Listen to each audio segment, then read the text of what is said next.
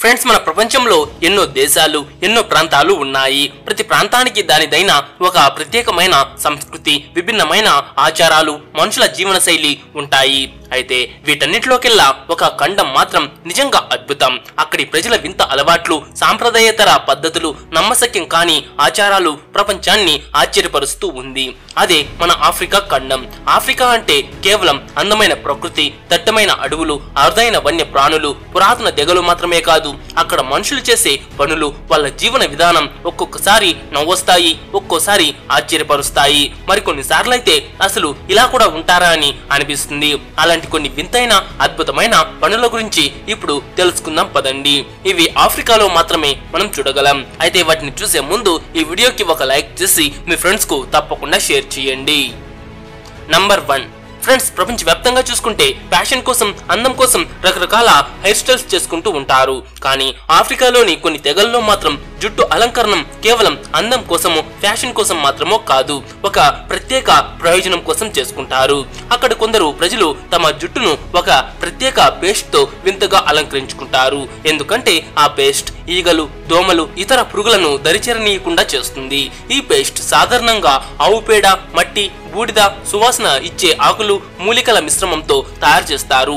ఇది కేవలం పురుగులను మాత్రమే కాదు, ఎండ వేడి నుంచి కూడా వారి తలను రక్షిస్తుంది.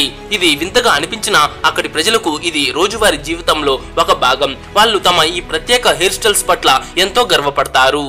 నంబర్ 2. ఫ్రెండ్స్, మన దగ్గర పెళ్లిళ్లలో కొత్త జంటలకు బహుమతులు ఇస్తూ ఉంటారు. కానీ ఆఫ్రికాలోని కొన్ని తెగల్లో పెళ్లి కూతురు విలువను పశువుల రూపంలో చెల్లించడం ఒక విభిన్నమైన సంప్రదాయం. ఇక్కడ పెళ్లి కొడుకు పెళ్లి కూతురి తల్లిదండ్రులకు నిర్దిష్ట సంఖ్యలో పశువులను ఇవ్వాలి. కొన్నిసార్లు పెళ్లి కూతురి తల్లిదండ్రులు తమ కుమార్తెకు బదులుగా ఆవులు, మేకలు, ఒంటెలు వంటివి తీసుకుంటారు. ఒకవేళ వరుడి దగ్గర పశువులు లేకపోతే అతను అప్పు చేయాల్సి వస్తుంది, లేదంటే పెళ్లి చేసుకోవాలనే ఆలోచనని వదులుకోవాల్సి వస్తుంది. కొన్ని తెగల్లో అయితే పెళ్లి కూతురి అందం, కుటుంబ నేపథ్యం, ఆమెకు తెలిసిన ఇంటి పనుల ఆధారంగా పశువుల సంఖ్యను నిర్ణయిస్తారు. ఎంత ఎక్కువ పశువులు ఇస్తే అంత గౌరవం లభిస్తుంది. అంటే ఈ తెగలో మగవాడే కట్నమిచ్చి మరీ పెళ్లి చేసుకుంటూ ఉన్నాడు.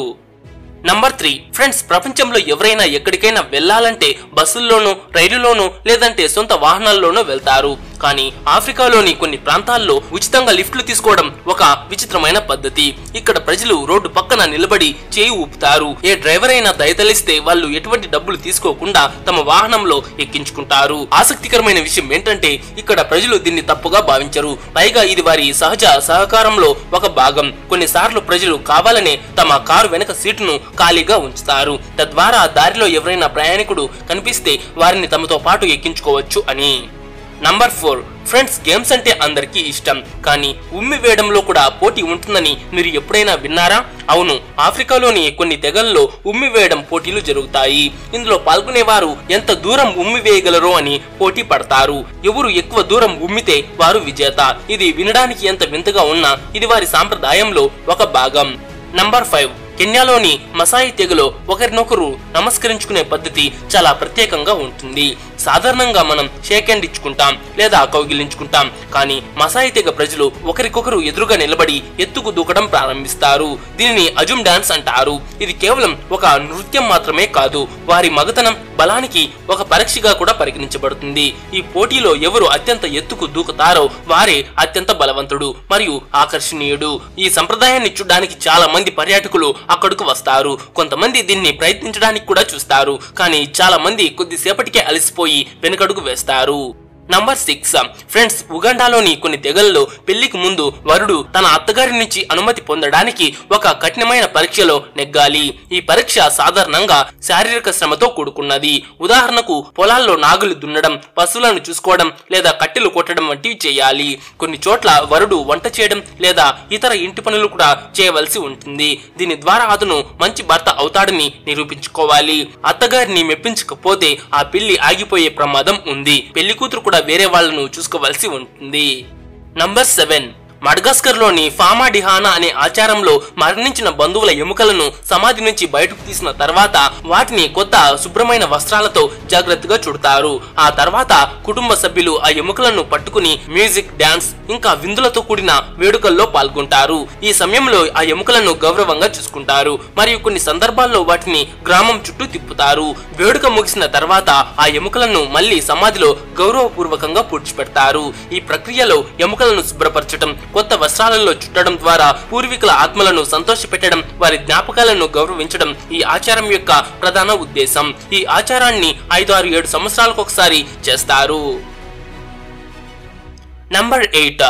మాలావిలో ఒక ప్రత్యేకమైన సరస్సు ఉంది. అక్కడి చేపలు పాటలు పాడుతుందట.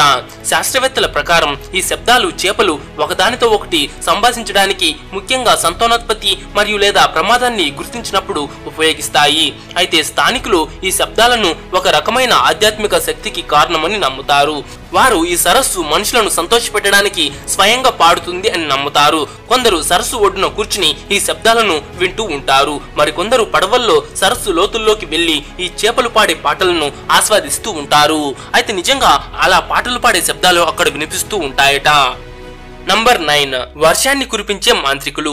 ఆఫ్రికాలోని అనేక ప్రాంతాల్లో వర్షం కురిపించడానికి ఆధునిక వైజ్ఞానిక పద్ధతులను ఉపయోగించినప్పటికీ కొన్ని గ్రామాలు ఇప్పటికీ సాంప్రదాయ మంత్ర విద్యలపై నమ్మకం కలిగి ఉన్నాయి. ఇక్కడ వర్షపు మాంత్రికులు ఉంటారు. వీరు ప్రత్యేక ప్రార్థనలు చేసి, సాంప్రదాయ నృత్యాలు చేసి మరియు కొన్నిసార్లు జంతువులను బలి ఇచ్చి మేఘాలను ఆకర్షిస్తారు. ఆసక్తికరంగా కొన్ని సందర్భాలలో వారి పద్ధతులు నిజంగా విజయవంతమయ్యాయి మరియు వర్షం కూడా కురుస్తుంది. నంబర్ 10. ఫ్రెండ్స్, దక్షిణాఫ్రికాలోని డిక్లాండ్ అనే ఒక ప్రదేశం ఉంది. ఇక్కడ ప్రపంచంలోనే అత్యంత ప్రత్యేకమైన పోస్టల్ సర్వీస్ ఉంది. ఈ ప్రాంతంలో రోడ్లు సరిగా లేవు. సాంప్రదాయ పోస్టల్ వ్యవస్థ సరిగా పనిచేయదు. అందుకే ఇక్కడ లేఖలను చేరవేర్చడానికి పావురాలను ఉపయోగిస్తారు. ఆశ్చర్యకరంగా ఈ పావురాలు అద్భుతమైన వేగంతో పనిచేస్తాయి. కొన్నిసార్లు అవి వాహనాలు లేదా ఇతర రవాణా మార్గాల కంటే కూడా వేగంగా గమ్యాన్ని చేరుకుంటాయి. నంబర్ 11. ఫ్రెండ్స్, ఇథియోపియాలోని ఒక తెగలో అబ్బాయిలు తమ మగతనాన్ని నిరూపించుకోవడానికి చాలా కష్టమైన మరియు ప్రమాదకరమైన పరీక్షలో పాస్ కావాలి. వారు గేదెల వరుసలపై చెప్పులు లేకుండా పరిగెత్తాలి. అవును, ఇథియోపియాలోని హ్యామర్ తెగలో జరిగే ఈ సాంప్రదాయంలో అబ్బాయిలు తమ మగతనాన్ని నిరూపించుకోవడానికి బుల్ జంపింగ్ అనే పరీక్షలో ఉత్తీర్ణులు కావాలి. ఈ పరీక్షలో వారు చెప్పులు లేకుండా వరుసగా నిలబడిన గేదెలపై సాధారణంగా 10 నుంచి 20 గేదెలు అక్కడ ఉంటాయి. అలా వారు అక్కడ పరిగెత్తి వాటిని దాటాలి. ఈ గేదెలు కదలకుండా నిలబడి ఉంటాయి మరియు ఆ అబ్బాయిలు ఒక్కసారిగా వాటిపై ఎక్కి వరుసగా దాటి మరోవైపు దిగాలి. ఇలా 2-3 సార్లు విజయవంతంగా పూర్తి చేయాలి. ఒకవేళ అబ్బాయిలు పడిపోతే లేకపోతే దాటలేకపోతే అది సిగ్గుకరంగా భావించబడుతుంది మరియు అతను మరో 2 సంవత్సరాల తర్వాత మళ్ళీ ఇలా ప్రయత్నించాలి. ఈ సవాలు విజయవంతంగా పూర్తి చేసిన వారిని తెగలో వయోజనకుడిగా, వివాహానికి సిద్ధమైన పురుషుడిగా గౌరవిస్తారు. ఈ ఆచారం ఆమె సంస్కృతిలో చాలా ముఖ్యమైన భాగం మరియు కుటుంబం, సమాజం మధ్య ఒక పెద్ద వేడుకగా జరుగుతుంది. కొంతమంది అయితే ఈ సవాలును పూర్తి చేయడానికి చాలా సంవత్సరాల టైం పడుతుంది, ఎందుకంటే అందరూ అంత త్వరగా విజయవంతం కాలేరు. ఫ్రెండ్స్, ఇది ఆఫ్రికాలోని కొన్ని అద్భుతమైన ఆసక్తికరమైన విషయాలు. ఈ వీడియో గురించి మీ అభిప్రాయాన్ని కామెంట్ సెక్షన్ లో తప్పకుండా చెప్పండి. అండ్ ఈ వీడియో మీకు నచ్చింటే ఒక లైక్ చేసి మీ ఫ్రెండ్స్ కు తప్పకుండా షేర్ చేయండి.